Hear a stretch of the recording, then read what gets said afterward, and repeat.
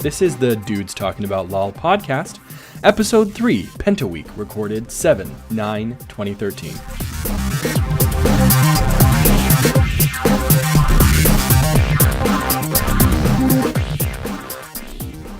Hello and welcome back to the Dudes Talking About LOL podcast. I'm your host for today, Eric Mjingasana Collier, and I am here with Richard Soperos Compton. Say hi, Richard. Hey, Eric. How's it going? Good. So as you notice, Richard is just a picture, but someday he will have a webcam, and you'll be able to actually see him when we do this. So as you can see, we're changing up the format of this show. What we're kind of hoping to do, I'm hoping to be able to do video more for the Dudes Talking About LOL podcast, because I feel like LOL is a very visual game. And so it's just going to be really convenient for us to do video. And really what we're going to do is we're going to have kind of a, I don't know, this week in LOL sort of thing, where we just kind of talk about what happened to us this week while we were playing League of Legends. So starting off, we actually have a really cool clip. This clip I've titled Malhz Wombo. So let's go ahead and get into it, and I will show you exactly why it is called that. So let me start it up here, and then we'll go ahead and play that. All right, so let me turn on the sound, and let's get started. So Richard, you kind of want to walk us through what's going on here? Yeah. So go for it. All right. Well, what was going on here is we were debating kind of a Baron fight, and we were kind of doing a little ward battle to figure out who was going to get the Baron. We had the advantage in gold, and so we were confident, but it was definitely not certain. So Blitzcrank is tossing wards over the wall. He's kind of actually baiting us to try and kill those wards so he can pull us over the wall. And what you'll see is Pantheon actually goes in there a little too close, gets pulled. He almost gets pulled, but Vayne will save him. She actually condemns him into the Baron. Then he walks out with no health. At that point, it's going to be a 4v5. So that's coming up here.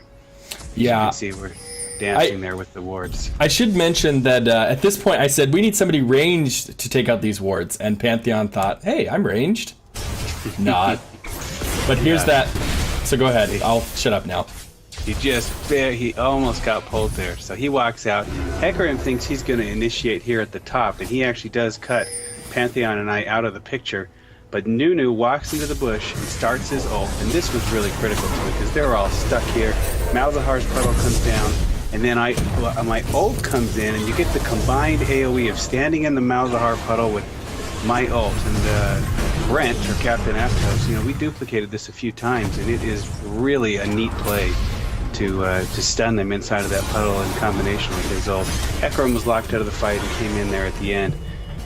So we just thought that was a fun play, combining the Ashe ult with the Malzahar ult, and there were lots of other factors there, but it was fun because we had never combined our ults that way before with those champions. Yeah, and it was just to me it was really, really cool to I was the support in that, so it's not like I had, say, a huge role per se, but I still had a ton of fun. And, I tried to headbutt Hecarim at the end there, but it didn't really work out the way that I wanted to, and I was okay with that. Yeah, so it was fun. Yeah. All right, so this next play, actually, we're going to go with... Oh, do I not have it up? Pentakill. Okay, no, I thought, for some reason, I didn't see it in my... Oh, yeah, this was a fun one. Yeah, so we're going to go ahead and show the this is Soperos. He, I think you were playing by yourself, right? Yeah, I was just solo queuing. Oh, no, actually, I had Jeff with me, Wushu Champ. He's my cousin. Okay. We were just doing an ARAM together. Okay, so doing an ARAM, let me go ahead and show the screen here. And we should take note here that I had never gotten a Penta with a caster, and I don't usually play Swain, although, I'm familiar with the champ. I've played him a few times. But, yeah. Okay, so here, I'll pull up the sound when we actually get to the points that I want to talk about, but essentially you can see this is an ARAM, probably not usually where highlights come from, but this I thought was particularly awesome, so we're going to go ahead and show it then. Once LOL Recorder kind of decides that it wants to work, and let me skip forward, we'll skip ahead to 4 minutes and 12 seconds, which is where the first bout of notable action happens.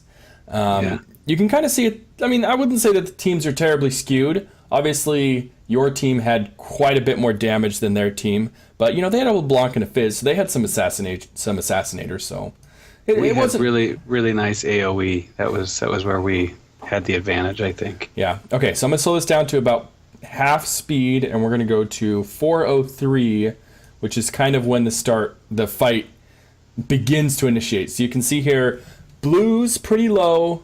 Purple isn't. 2 members of purple just came back, but blue feels like they have an advantage, and they jump in.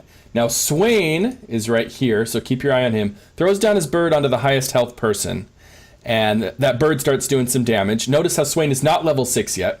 So Annie gets low, doesn't go down, gets out. Swain continues to chase, but hasn't really killed anybody yet. Unfortunately, Annie goes down to Olaf's axe, and then Swain puts down another bird on the high health person, and that does end up getting Olaf.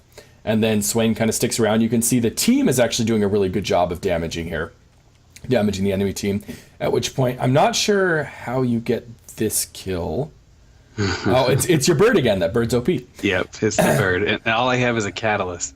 Yeah, so he only has a catalyst. The bird does that damage, and then he gets an auto attack kill there. I had my E on him there, too. Okay, you had your E on him. Okay, so Garen's also really low. Tryndamere gets a double kill. I believe it's the snare. Nope. It's the damage over time from your snare? It was the DOT and the snare. Okay. Probably an auto attack. At which point you hit level 6, and you're leveling your ability up as you're chasing after this Garen. You throw down your ult, and you get the kill. And the most satisfying part of this is you get super low, but you just walk out. Yeah, I got to level 6 during that kill. I ghosted and I just ran afterwards. I thought I have got to get this Penta. I've got to clean it up. Yep, and it worked out perfectly. Yeah. But that's not all. So let's go ahead and skip forward to about 13 minutes and 20 seconds into the game. 12, 13, 14, 15, and I'll let you kind of walk us through what happened here. Okay. Yeah, what happened here was actually Jarvan and I agreed to combine our ults before we ever went into this. And if he would just grab as many of them as he could with me inside or outside, I was just going to melt them during. So I step out of the bush and bait them, but I quickly move back into the bush and just outside of Jarvan's ult. So he's trapped 2 of the 3 players there. And actually, it looks like he trapped 4, except Fizz jumps out. Oh, that's right. That's right. He trapped 4. And my ult was going on that whole time outside, and I'm just throwing down everything. And, this is not very long after that first Penta. And so they're just taking the hits from all of my AoE. I was truly melting them. There was a lot of DPS there. And so they just melted one by one. And I didn't even get hurt because Jarvan, he took the hits. So I couldn't have done that without Jarvan there locking him down so long and so well. But yeah, it was quite devastating to them. Yeah, that was pretty spectacular to me. I mean, obviously you are fed at this point. You have 17 kills now, so you had 12 before that Penta. Yeah. But 5 of the 12 came from just one Pentakill. So, and Pentakill before a Swain hit level 6. I mean, to me that's pretty dang impressive. Yeah, that was tricky. It was definitely tricky. All I had was the catalyst. I was level 5, and then as soon as I hit 6, I alt-R'd and kicked on my ult. So. Yeah, and how did you feel after you got 2 pentakills in one game? I mean, that's like unheard of. Oh, dude, both teams were congratulating me. They were so excited. In fact, I told them we'd be putting this together in a podcast. I don't know if any of them will get to see it or not, but they said they were going to go take a look at it after we get it up. Well, I mean, I guess you could probably go back and friend them and message them to let them know it's up. So, oh, maybe I will. Yeah. Yeah, that'd be kind of cool. All right, so this next pentakill that we're going to show. There's a week of pentas. I actually have to say, this is my first pentakill. I've almost gotten a pentakill a number of times, and I'll kind of show you another play where I almost got a pentakill. But this play in particular, I was playing probably one of my favorite champs to play in the top, which is Jax. And Jax has the ability to snowball really hard if he gets a couple of early kills, simply because I mean, his third hit, every third hit does extra magic damage. His W does magic damage. His attack speed increases the longer he's in a fight. So he has the ability to just do a ton of damage, a ton of mixed damage, so people have a hard time building against him. In this particular situation, I was playing against a Singed up in the top. And a Singed is a really good counter to especially early game Jax. So I was just having a hard time doing anything to this Singed. Just trying to stay in lane, just trying to stand there. And I wouldn't say that I was necessarily fed when I got this Pentakill. I'm going to go ahead and queue it up here. But I wasn't doing too poorly. I probably had more kills more farm than anything. So, all right, we have this queued up. Let me show you the screen. So here's kind of the situation. Again, it's another Baron dance. Purple team has... I wouldn't say they have the superior positioning. We're kind of even at this point. I'm looking to try to flank. I'm Jax. Our teammates are just kind of trying to go in, but nothing's really happening. We're all kind of too afraid to engage. You can see there's not a huge gold difference here. I am 9 and 5 at this point with 223 farms, so I guess I'm pretty fed, but not. And no boots. Yeah, no boots, exactly. So anyway, the Ashe ult comes down and hits our tank, Leona, and then wears off by the time she gets in. So that's kind of a whipped ult, but that's her team's sign for going in. They actually have the positional advantage here because our two tanks are split up and we can't yet decide whether or not we want to initiate. And with Singed and Xin Chao there, I really don't want to initiate. Unfortunately, Ashe gets kind of stuck off here.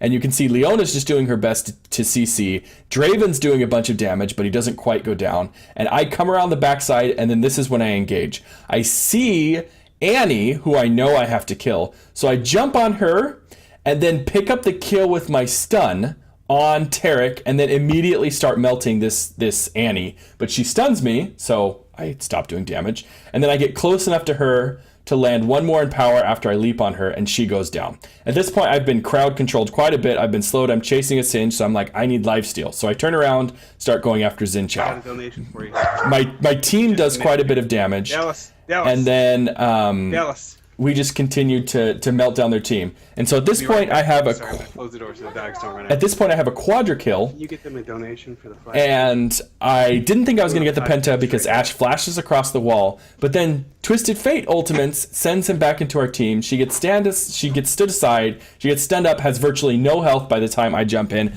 I admit that I KS'd that last Pentakill. Or that last kill for the Pentakill. But at that point, it didn't matter. Our team was really happy for me. And I, again, was just still super fed, 14 and 5. But still, no boots. I have a Mauve Malmortius, Blade of the Rune King, and a Trinity's Force, which compared to some of the other items on some of the other team members, it's not a whole lot. Let me see how the gold stacks up. I haven't actually checked the gold. So I guess I do have most gold in the map, so that's... Dude, I love that, though. I love the no boots Penta. Yeah, the only time I've ever gotten a Penta, I haven't had any boots. That's the kind of thing you got to hashtag swag or something, right? I know, right? So who needs boots? YOLO, I guess. I don't know. Whatever. Yeah. Not in LOL, though. You can see I've actually died a number of times. You'll off. You only live 5 times. Anyway, so that's my Pentakill. I was super happy because like I said, I've never gotten a Pentakill before this. And it was also really frustrating because I have actually had a couple of Pentakills stolen from me by Richard. So my bad. I was happy. Yeah, there was once where I was AP mid. I was going Master Yi, and I got a Quadra kill, and I queued the last person. They had like I don't know how much health. And were you playing support at the time? No, I was ad carry. Okay, well he's an ad carry. The Q was going to kill the person, and then Richard decided to auto attack and steal the kill. So. My bad. Yeah, it was rather frustrating for me, but I mean, looking back, it wasn't like that big of a deal. So I wasn't too upset, but at the time I was a little bit sad. So, okay, so this next play that I want to go over, let me bring up the screen. I'm not entirely sure what time it's at, so I know around where it is, so we're gonna kind of just go with it until we find it. I am playing Gragas in this match, so here I am, Gragas, good old Gragas. And we're playing against quite a few members, quite a few people that can do damage, like a Vayne and a Katarina and a Kayle. And then against pretty tanky person. They have a decent amount of CC. Now, I should also mention, I was actually really fed by the time this happened. This is a ranked game. Actually, this is my ranked game to be promoted into silver. So this is the last game I played as a bronze player. And it was a pretty epic way for me to finish this out. So I'm just going to go ahead and speed this up. I'm not entirely sure why... I guess I don't want to say why this happened, but I'm not really sure how this happened, because I usually don't main Gragas. I feel like I'm a decent player with Gragas, but I'm definitely not that great with Gragas. However, I have been kind of destroying. You can see, let me slow it down here so I don't keep repeating these stats. But you can see I am 5-2 at this point with 79 farms. So the farm isn't that great, but I do have 5 kills. So I'm doing a lot of damage. You can see I have a Rod of Ages already, and I think I get a couple more items before this Pentakill actually happens. I'm going to skip forward a little bit. All I can remember, though, before this Pentakill happened, we are kind of owning, but the game isn't yet over, per se. And so I don't get a Penta. I keep saying that. I almost get a Penta. This almost Penta kind of kept the status quo, you could say. So we're doing really well. You can see we have about a 7k gold advantage at this point, and so we're really not hurting. We're doing all right. We're pretty happy, and we haven't quite yet finished the game. You can see they're sort of coming back now. We're about 6k up, but that's kind of the situation, and I think we should be almost there. Okay, yes. So this is kind of when they start doing. Not yet. So sloppy the way it starts too. Yeah. That's what really makes this cool. I don't want to say too much. Okay. Actually, I'm gonna be farming in the bot before this happens. So, yeah, that's a fight that ends poorly for them. And then after that fight, I decide after we get the inhibitor, I decide I want to go bot, and we get the bot tower, and I believe that I'm farming in the bottom lane, which allows them to immediately kind of go and try to get there. Oh yeah, here we go. All right, so I'm farming in the bot lane, and there's kind of this pseudo Baron dance going on. And I tell my team, don't engage, I will meet you at Baron. And I understand at this point that I'm out of position, and so it's kind of my fault that this is going on. But the 5 of them are going immediately for Baron because they see me in the bot. I'm coming from base, and this ward, you will find out, is very crucial in a decision soon. So my team thinks that they're going for Baron, and they see Kale, and they're like, oh, they're going for Baron, and at which point they initiate. Darius is fed, and they just get absolutely melted. Ashe is the only one that survives. Now, at this point, I'm going to slow it down. So 3 of our members have died, and 1 of them is pushed out of the fight. Now, we're obviously up in kills, and I am fed. I'm 8-2. But they decide they want to go for Baron. After those kills, and with this Baron buff, I mean, it's possible that they would have come back in the game. Now, you can see that they're going for Baron. I want to show you the vision that I had, because I think that the vision that I had makes this even more of a spectacular play. Because that ward was there, I was like, okay, I would like to stop them from doing Baron. So I see Kale doing it, and I'm like, oh, she's relatively high. But as soon as I see Katarina low, I'm like, all right, I'm going all in. Even if I die, I'm going to stop them from getting Baron. I throw my barrel down, I throw my ult down, immediately kill 2 of them, knock 2 of them at me, get an auto attack, boom, triple kill. Now, I ignite him. I realized later that my ignite would have actually killed him, but I really wanted this Pentakill, so I dash after him to get the Quadra kill. And then I'm like, oh, I wonder if Malphite's gotten away. He hasn't. He's basically 1 barrel from dying, and he flashes over the wall to get away from me. Ironically, I'm going to go back and then show you the all vision. So somewhat ironically, so I chase after him, get this kill. He's trying to go for Baron, I think. I don't know what he's doing, but he is probably 2 auto attacks away from dying to Baron. 1, and then he likely would have died. So if I hadn't have chased after him, I would have gotten the Pentakill, because I did actually get him in my ult. Now, that's all fine and dandy, but that's not really what makes this clip. In my mind, the best part of this clip is this chase afterwards. So, waiting for cooldowns, and then I jump after him, and then I throw my barrel down, I get him, and he's like, one auto attack, maybe 2 auto attacks from dying. And I'm like, okay, I have my dash up in 2 seconds, 1 second, and then the Ashe ult comes in and takes the unofficial Penta.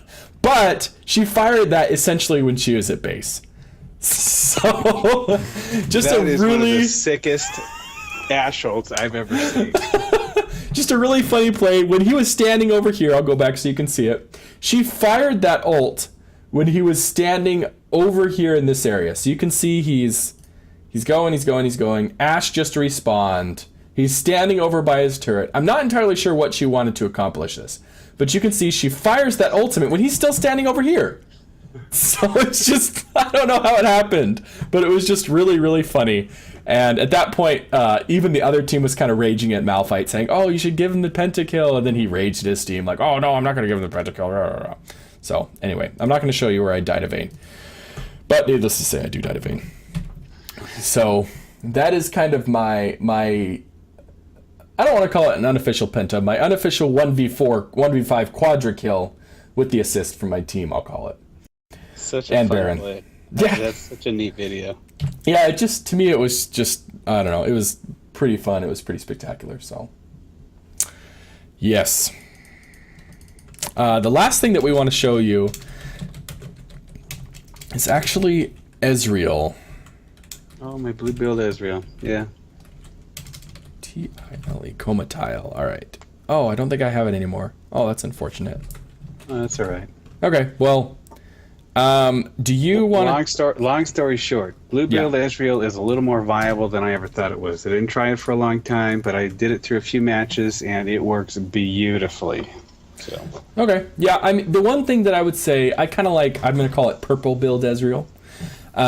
Because I feel like the pros a lot of times will get that Spirit of the Elder Lizard, which is a really, really efficient item. For the amount of gold that it costs, it does a lot of damage, it has quite a bit of sustain, and it's just a good item all around. However, I do feel like Bloodthirster, in my mind, is a little bit better. And I think the reason why the pros get the Spirit of the Elder Lizard is because, I mean, most of blue build Ezreal is pretty expensive anyway. And so they go for that to make one item less expensive, so that's easier for them to get a full build. And plus, you know, blue build or Spirit of the Elder Lizard kind of does a mediocre amount of damage, whereas Bloodthirster does less damage initially and more damage after you stack it. So it's kind of difficult to stack it at times.